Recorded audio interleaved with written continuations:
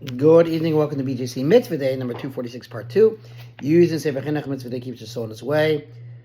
Found again in the third book, Vayikra Parshas Kedoshim. Here we go, the prohibition to eat Orlah.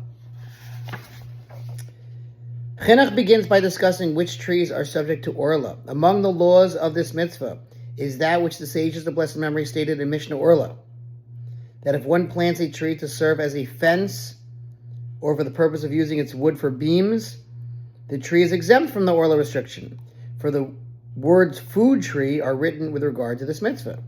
This exemption refers to a case where one does not plant the tree with intent to eat its fruit, but rather that the tree shall serve as a fence around his garden, or with intent to make a beam for his house from it.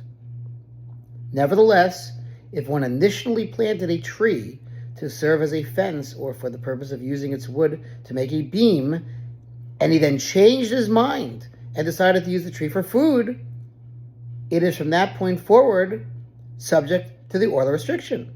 For once he intermingles with his original intent another intent under which the tree would be subject to the Orlah restriction, it is subject to that restriction.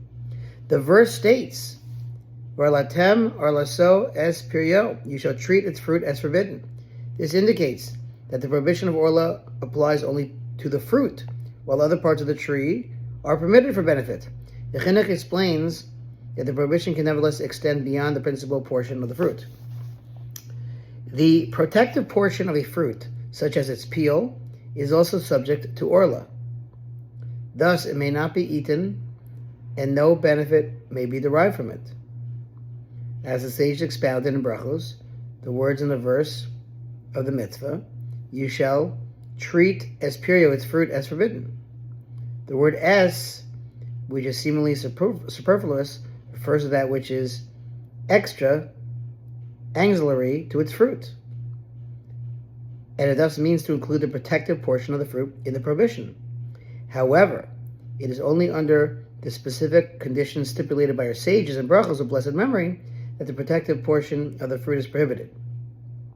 These conditions are, going a little bit late, sorry. 1, that the protective portion remains affixed to the fruit until it has developed to the stage at which the fruit is included in the Orlah prohibition. 2, also, it must be that the fruit requires the protective portion to the extent that if one were to take away the protective portion, the fruit would die. For this reason, the sages of blessed memory said that with regard to the caper bush, which has various parts that are fit for